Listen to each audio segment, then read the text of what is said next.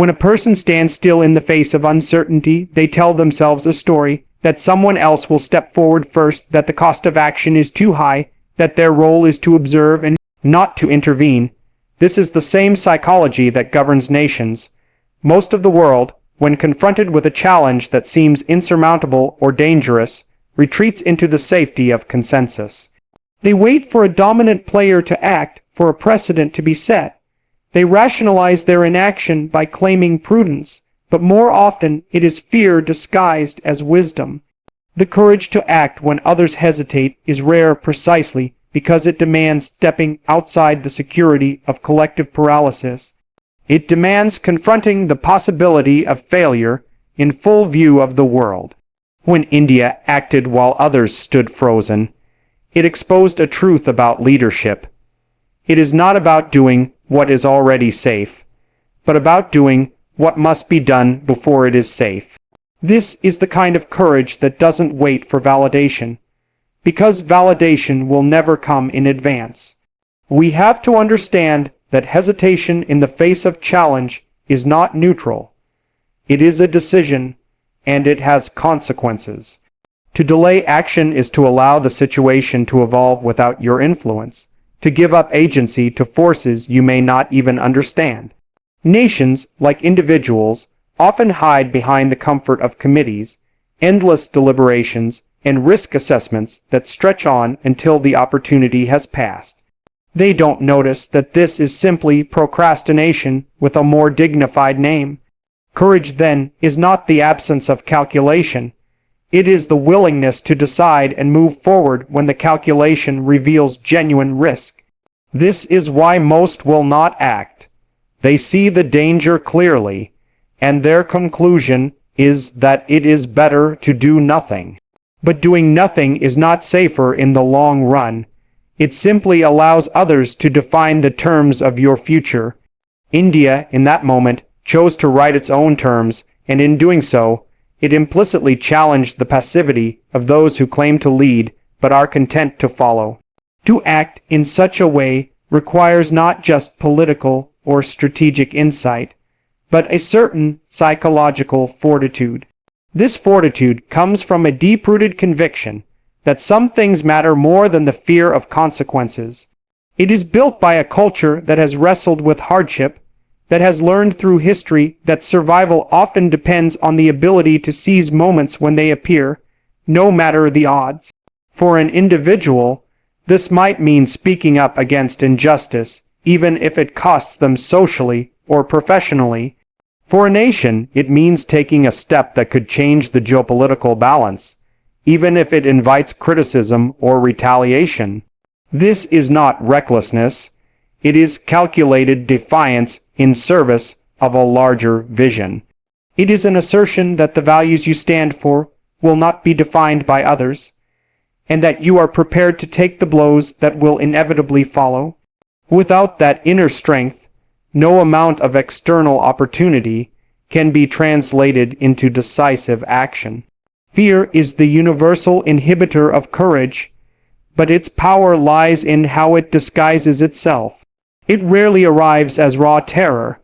More often it comes dressed as reasonableness, as the careful voice saying, "Wait until conditions are better." But conditions are never perfect. The perfect moment is a myth, a comforting illusion that allows us to avoid responsibility. If you look closely, you'll see that history's defining moments were rarely convenient. They were born in times of uncertainty, often under immense pressure. The people and nations that changed the course of events were not those who waited for clarity, but those who acted in the fog, trusting their principles more than their circumstances. This is why India's choice is so striking. It broke through the paralysis that grips the world when the risks are high, demonstrating that clarity is often the result of action, not its prerequisite. And once someone breaks that barrier, the rest of the world has to re-examine its excuses for staying still. There is also an important element of identity involved. A nation, like a person, becomes who it is through the actions it takes under pressure. Words and intentions shape potential, but choices in moments of uncertainty shape reality. By acting decisively, India did more than achieve a particular strategic outcome. It altered its own concept, and the way the world perceives it. It moved from being one of many players in the background to a central figure in the unfolding story. This transformation is not something that happens by accident. It comes from recognizing that a refusal to act when it matters most is, in effect, a surrender of identity. In personal terms, it's the difference between living as an observer of your own life or as the author of it. On the global stage, it's the difference between being shaped by history or shaping it. An identity, once redefined through action, becomes the foundation for even greater acts of courage in the future. Inaction often feels safer because it shields us from the immediate scrutiny that comes with being first. When you act before others, you expose yourself to their criticism, their doubt, and sometimes their outright hostility. There is an evolutionary reason for this. Groups often punish those who break from the herd, even if that break leads to a better outcome, because it challenges the group's sense of security. But without such individuals or nations willing to bear that initial weight, progress stalls.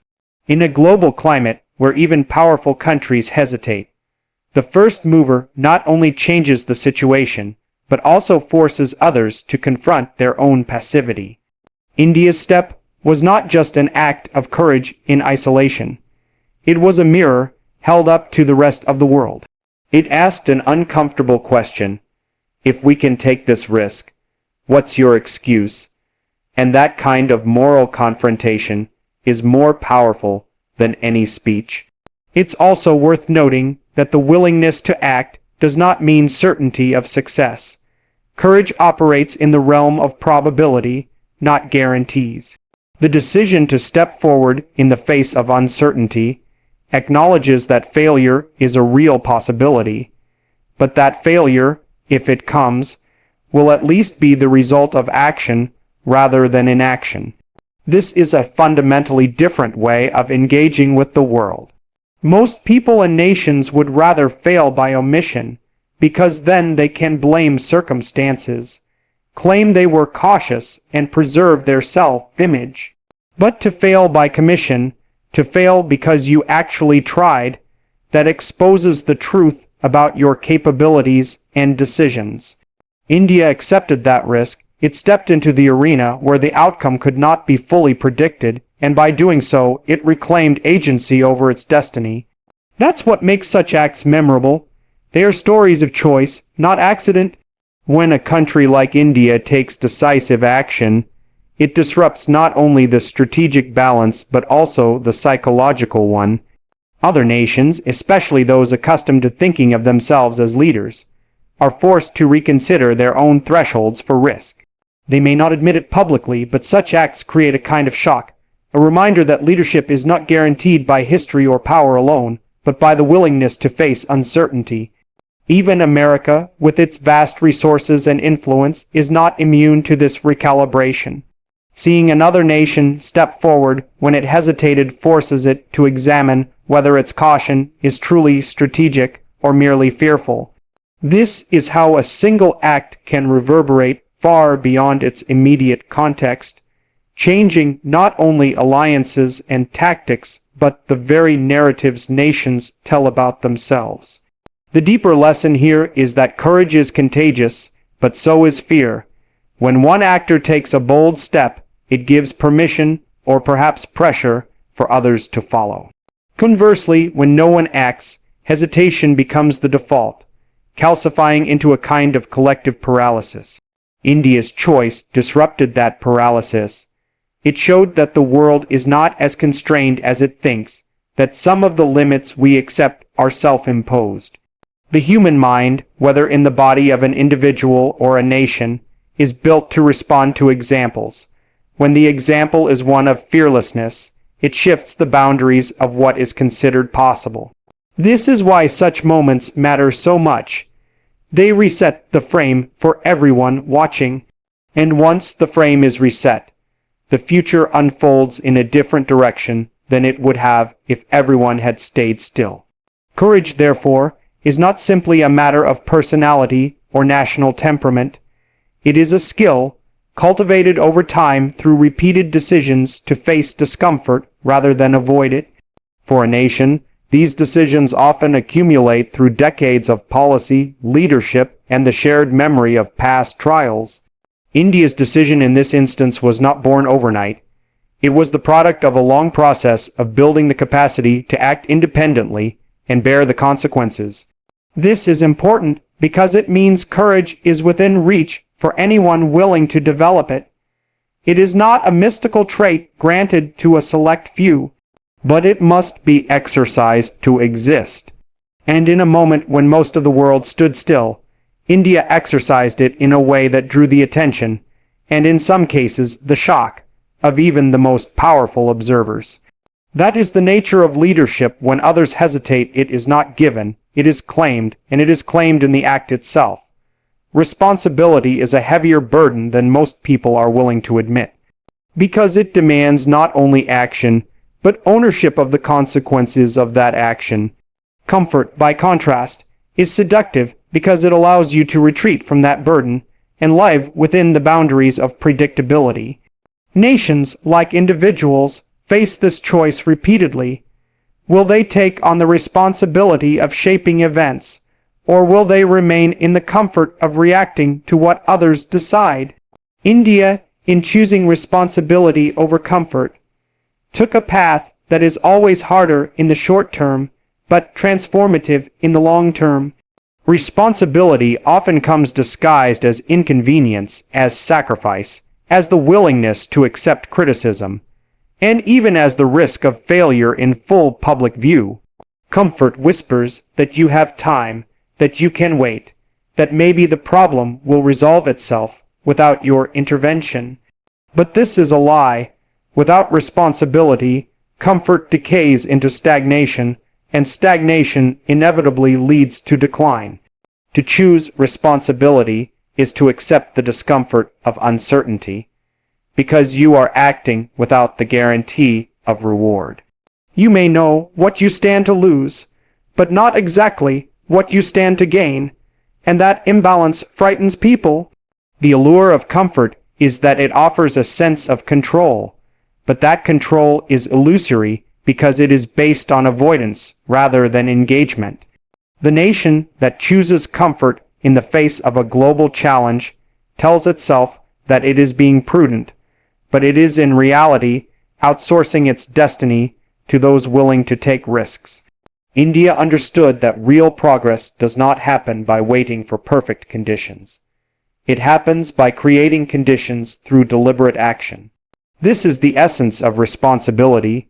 You carry the weight of shaping outcomes, rather than waiting for someone else to bear it. And because of that, you also carry the possibility of shaping history in ways comfort could never allow. One of the most dangerous illusions of modern politics and life is that comfort and responsibility can coexist in equal measure when it comes to decisive moments. They cannot. Comfort is static. Responsibility is dynamic. Comfort preserves the present. Responsibility builds the future. When faced with a choice between the two, most will gravitate toward the familiar because it feels safe, even if it means surrendering the potential for something better. India broke from that gravitational pull, stepping into a role that required enduring the uncertainty of backlash, the complexity of execution, and the possibility of miscalculation. Such a step is not made impulsively. It is the product of a mindset that understands that safety bought at the expense of growth is not safety at all, but a slow erosion of strength. And once that erosion takes hold, reclaiming responsibility becomes exponentially harder. There is also a moral dimension to this choice. Responsibility implies that you recognize the impact of your actions or your inaction on others. Comfort tends to narrow your focus to your own immediate well-being, creating a short-term horizon in decision-making. For a nation, this can mean prioritizing domestic ease over global influence, or avoiding confrontation in order to maintain temporary stability. But moral leadership requires seeing beyond the short-term cost to the long-term consequences. India's decision reflected a moral recognition that avoiding unnecessary action for the sake of comfort would not only diminish its own standing, but also signal to the world that challenges can be ignored if they are inconvenient. Responsibility, in contrast, says that if something needs to be done, it must be done regardless of whether it disrupts your peace. That is the foundation of integrity on both a personal and national scale. People often underestimate the psychological resilience required to choose responsibility over comfort. The moment you step forward, you invite scrutiny, criticism, and often misunderstanding. Comfort avoids these by keeping you invisible, by ensuring that you never do anything controversial enough to provoke a reaction. But this invisibility comes at a cost. It erodes your relevance. India's decision thrust it into the spotlight, forcing it to navigate the complexity of not just the act itself, but the perceptions and narratives surrounding it. Responsibility requires a willingness to be misunderstood, even vilified, in the short term if it means staying aligned with a deeper purpose. This capacity to endure discomfort without retreat is the hallmark of resilience, and resilience is a trait that comfort will never cultivate in you. Choosing responsibility also forces you to confront your own limitations. Comfort allows you to avoid these confrontations by keeping your ambitions within the bounds of what you already know you can handle. Responsibility, however, stretches those bounds, exposing weaknesses that must be addressed. This is why responsibility is so transformative. It forces growth through the necessity of adaptation. India, by taking on a responsibility others avoided, had to mobilize resources, refine strategies, and anticipate counter moves from rivals. This process inevitably strengthens the actor who engages in it, because they emerge more capable than they were before. Comfort in avoiding such tests leaves capabilities dormant and unrealized, robbing both the individual and the nation of their potential.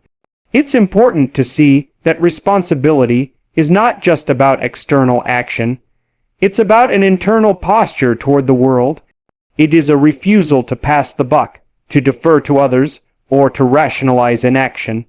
This internal stance is what allows action to be decisive rather than reactive. Comfort breeds a passive stance, where you accept what comes and make adjustments only when absolutely necessary. Responsibility breeds an active stance, where you shape what comes and prepare for what others may not even anticipate. India's choice was active. It created new realities rather than simply responding to existing ones. This proactive quality is the essence of leadership, and it is forged in the willingness to leave comfort behind. Responsibility over comfort also means accepting that you will bear the consequences of your decisions alone, even when others benefit from them. This is perhaps the most difficult part to swallow. Comfort often comes from shared inaction. When everyone hesitates, no one is individually blamed for the outcome. Responsibility, however, is isolating.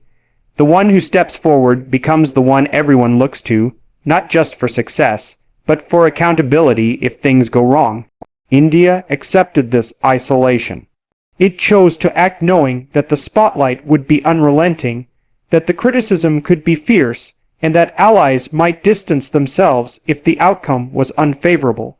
Such isolation is the crucible in which genuine leadership is tested and proven.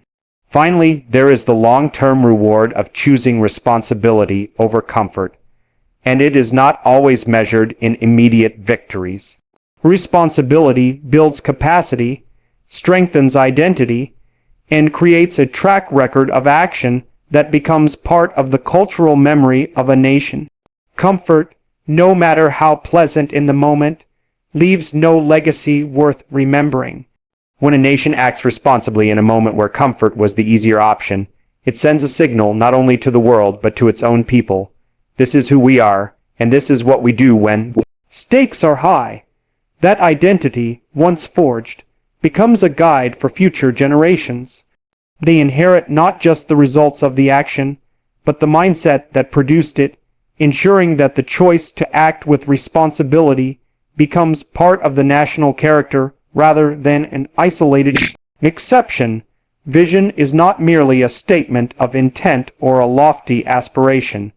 It is a structure of meaning that orders action in the face of chaos. Without it, decisions become reactive, driven by immediate pressures rather than guided by an overarching purpose. Nations that lack vision often find themselves swayed by the shifting winds of global events, changing direction without a coherent plan, and losing their sense of identity in the process. India, in the moment we are considering, demonstrated an unshakable vision, one that allowed it to withstand criticism, doubt, and even disbelief from some of the most powerful nations in the world. Vision acts as a compass. It does not remove the storms, but it ensures you know where you are headed despite them. Without such a compass, uncertainty breeds hesitation, and hesitation often leads to missed opportunities that cannot be reclaimed. With vision, however, even the most unpredictable events can be integrated into a broader path toward a chosen destination. A true vision is not built on whims or short-term gains. It is anchored in deeply held values and a clear understanding of the future one wishes to create. This kind of clarity does not emerge overnight. It is the product of deliberate reflection, historical awareness, and the courage to imagine something better than the present reality. For a nation, this might mean envisioning a place in the global order that reflects both its heritage and its aspirations. India's vision in this context was not about reacting to others' moves, but about asserting a trajectory rooted in its own priorities and principles. This gave its actions a coherence that outsiders could not easily dismiss, even if they disagreed with them. Vision transforms action from a gamble into a deliberate move in a larger game, and this transformation is what allows a country to stand firm when others attempt to sway it. The strength of vision is most evident when it is tested by opposition. Anyone can claim to have a plan when conditions are favorable and support is plentiful. The real test comes when every signal around you suggests that your course of action is risky, that the world's opinion is against you, and that the safer choice is to step back. It is in these moments that vision separates the committed from the opportunistic. India's persistence despite the skepticism of major powers demonstrated that it was not simply chasing a fleeting advantage. It was pursuing a long-term objective that mattered enough to endure short-term discomfort. This is the discipline of vision. It prioritizes the future you seek over the comfort of the present, and it accepts that the road will not be easy. Vision also has a psychological effect on those who hold it. It gives meaning to sacrifice, turning hardships into investments rather than losses. When a person or a nation sees each challenge as part of a larger journey, they are far more resilient in the face of setbacks. Without vision, difficulties feel like pointless suffering. With vision, they become necessary steps toward a defined goal. This is why India could absorb criticism and pressure without losing momentum. It understood that these were the predictable costs of pursuing something worth achieving. Vision, in this way, acts as both a shield and a motivator, guarding against despair while fueling persistence. It transforms the narrative from one of survival to one of purposeful advancement. Another defining quality of vision is that it creates consistency in action over time. Without it, decisions are often contradictory, driven by whatever seems most urgent or convenient in the moment. This inconsistency erodes trust, both within a nation and among its allies, because no one can reliably predict where you will stand tomorrow. India's unshakable vision allowed it to maintain a consistent position even under pressure. signaling to the world that its stance was not negotiable simply because others disapproved. This consistency is a form of strength, because it forces others to adapt to you rather than the other way around. It is much harder to pressure a nation that has clearly defined where it stands and why. Vision also has a unifying effect internally. It gives citizens a sense of shared purpose and identity, something larger than individual interests to rally around. Without this, a nation risks fragmentation, as different groups pursue competing short-term goals without regard for the collective direction. India's ability to project a clear vision helped align domestic will with international action, creating a sense of cohesion that made it harder for external forces to exploit internal divisions. This unity is not accidental. It is cultivated by leaders who communicate the vision clearly and repeatedly, making it part of the national consciousness. In this way, vision is not just a strategic asset, but a cultural one. On the global stage, vision commands respect even from those who oppose it. The reason is simple: clarity is rare, and in a world full of shifting alliances and reactive politics, a nation that knows where it is going becomes a fixed point in an otherwise unstable system. Others may challenge that direction, but they cannot ignore it. India's unshakable vision forced even its critics to take it seriously, because it was clear that its actions were not random, but purposeful. This kind of respect is not bought with temporary displays of strength. It is earned through the long-term demonstration of consistency and resolve. Over time, even adversaries must adjust their strategies to account for such determination. It is important to recognize that vision is not the same as stubbornness. Stubbornness clings to a position out of pride or fear of change, even when evidence suggests it is wrong. Vision, by contrast, is adaptable in method but unwavering in destination. It allows for tactical flexibility without sacrificing the overarching goal. India's approach demonstrated this balance. It could adjust its strategies in response to new information, but it never wavered in its ultimate objective. This adaptability is what makes vision sustainable, because it allows a nation to navigate the complexity of reality without losing sight of the end point. In this way, vision is both firm and flexible, a paradox that enables long-term success. The final point to understand is that vision inspires beyond the immediate sphere of action. When a nation demonstrates the courage to pursue a clear and meaningful goal despite opposition, it sets an example that others may follow. This influence can extend far beyond the initial act, shaping the ambitions and strategies of other nations or movements. India's unshakable vision served not only its own interests, but also provided a model for how a country can stand firm in the face of global doubt. Such examples are powerful because they challenge the assumption that only the most powerful nations can act independently or define their own course. Vision, then, is not just a tool for self-determination. It is a beacon that others can use to navigate their own challenges. When one actor in a complex system changes the rules, the effects ripple far beyond the immediate boundaries of their own influence. The global order, despite its appearance of stability, is a living structure shaped by the actions and inactions of its participants. For decades, certain nations have played the role of rule makers, while others have been content to operate within the boundaries set for them. India, in taking a bold step that no other country dared, disrupted that dynamic. The act was not just a matter of national pride or isolated achievement. It was a direct challenge to the assumption that only a select few have the power to redefine the terms of engagement. This kind of disruption forces other players to reassess their own positions, because the moment one nation proves that the boundaries can be crossed, the psychological constraint holding others in place begins to dissolve. The impact of such a move is magnified by the element of surprise. Powerful nations often believe they have a strong grasp of the capabilities and intentions of others, And when a country acts in a way that defies those expectations, it unsettles their strategic calculations. This is why even America, with its vast intelligence and analytical apparatus, can be shocked by the decisiveness of a bold, unexpected action.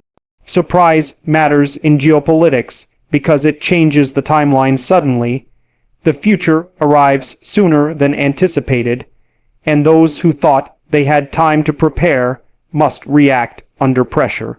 India's step accelerated the pace of change, creating a new reality before others could adapt. This acceleration alone is enough to alter alliances, policies, and perceptions, setting in motion a chain of events that cannot easily be reversed. Changing the game also changes the players. When a nation breaks through a previously assumed limit, it forces its rivals and allies alike to reevaluate their strategies, capabilities, and priorities. This can trigger a wave of adaptations. Some may attempt to replicate the bold move, others may pivot to counter it, and still others may withdraw to reassess their options. Each of these responses reshapes the strategic environment. In India's case, its action not only elevated its own standing, but also diminished the relative influence of those who hesitated. It shifted the distribution of initiative, meaning that the next moves on the global chessboard had to be made in response to India rather than in accordance with the plans of traditional power centers. This inversion of roles is one of the most powerful consequences of altering the rules. Such bold actions also carry symbolic weight that extends beyond immediate strategic considerations. Symbols have power because they shape narratives, and narratives influence both domestic morale and international perception. India's step became more than a geopolitical maneuver. It was a statement of capability and willpower, the kind that inspires some and intimidates others. The symbolic message was clear. The old order is not as rigid as it seems, and change can come from places not traditionally seen as dominant. This matters because perception often precedes reality. When the world believes something is possible, it becomes easier for that thing to actually happen. India's act expanded the realm of the possible in the global imagination. The ability to shift the global order with one move requires preparation that is invisible until the moment it is revealed. This is why such acts often appear sudden to outsiders, even though they may be the result of years or decades of groundwork. Building the capacity to act decisively involves aligning domestic resources, fostering political will, and anticipating international responses. India's action likely drew on a foundation that had been quietly strengthened over time, allowing for execution when the right moment arrived. This level of preparation is part of what separates meaningful disruption from reckless provocation. When a move is backed by preparation, it can withstand the counter pressures that inevitably follow.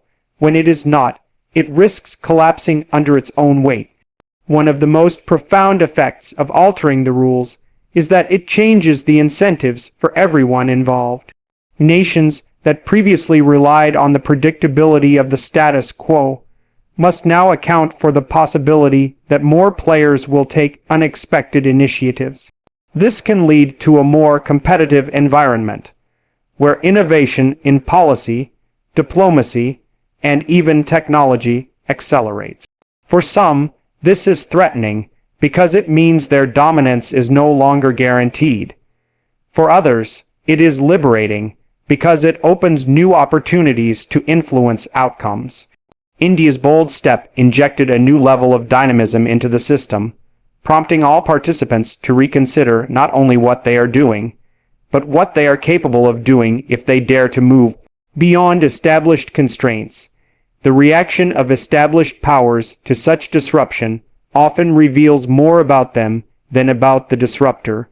Some may respond with attempts to reassert control, using economic, diplomatic, or even military pressure to restore the previous order. Others may attempt to co-opt the change, aligning themselves with the new direction to maintain relevance. In both cases, the original act stands as the catalyst that forced them to move. India's decision to change the rules put it in a position of setting the agenda rather than following it. This is a subtle but decisive shift, because agenda setting is one of the most powerful forms of influence in any competitive environment.